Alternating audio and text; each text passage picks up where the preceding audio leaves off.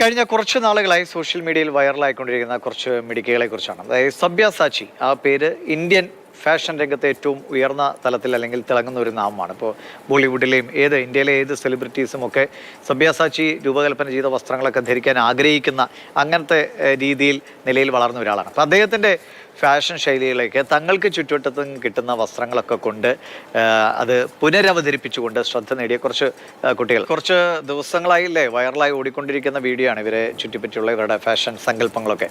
അപ്പോൾ ആരൊക്കെയാണ് ഇവർക്ക് പിന്തുണയുമായി എത്തുന്നത്? ഇവർക്ക് വേറെ ഏതെങ്കിലും രീതിയിലൊരു എക്സ്പോഷർ കിട്ടാനോ വേദികൾ കിട്ടാനുള്ള സാധ്യതകൾ കൂടി തെളിഞ്ഞു വരുന്നുണ്ടോ? ദിവിഷേട്ട, ഈ കുട്ടികൾ യൂസ് ചെയ്തിരിക്കുന്ന ഔട്ട്ഫിറ്റുകൾ നമുക്ക് നല്ല ഫെമിലിയർ ആണ്. പലപ്പോഴും നമുക്കറിയാം ഈ ബോളിവുഡിലെ ഈ പറഞ്ഞ താരങ്ങളെല്ലാം ഉപയോഗിക്കുന്ന ഡ്രസ്സുകൾ, അവളുടെ വെഡ്ഡിങ്ങിന് വേണ്ടി ഉപയോഗിക്കുന്ന ഡ്രസ്സുകളെല്ലാം ഈ പറയുന്ന പോലെ തന്നെ ആരെ ഡിസൈൻ ചെയ്തെന്നുള്ള ചോദ്യത്തിന് അവിടെ ഒരു ഉത്തരത്തിൻ്റെ ആവശ്യമേ ഇല്ല. ശരിക്കും the king of wedding outfit എന്ന് പറയുന്ന അദ്ദേഹം തന്നെയാണ് ഇതെല്ലാം ഡിസൈൻ ചെയ്തിരിക്കുന്നത്. അപ്പോൾ അദ്ദേഹം ഈ മുഖർജിയുടെ വസ്ത്രങ്ങളാണ് ഈ കുട്ടികളും ഇൻസ്പയർ ആയി ഇതുപോലൊരു തരത്തിലേക്ക് എത്തുന്നത്.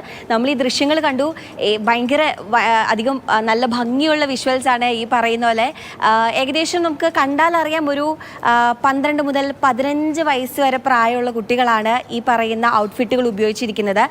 വളരെ ഭംഗിയുണ്ട്. അപ്പോൾ നമുക്ക് ഓരോ ചോദ്യങ്ങൾ വരും. നമ്മൾ ഈ കാണുന്നത് ലക്നൌവിലെ ഒരു ചേരിയിൽ നിന്നാണ് ഇവർ ഈ പറയുന്ന ഫാഷൻ ഷോ നടത്തിയിരിക്കുന്നത്. ഏകദേശം ഈ പറയുന്ന പോലെ 400ഓളം കുട്ടികളുണ്ട്. ഈ പറയുന്ന പോലെ ഈ ഔട്ട്ഫിറ്റുകൾ അതിമനോഹരമാണ്.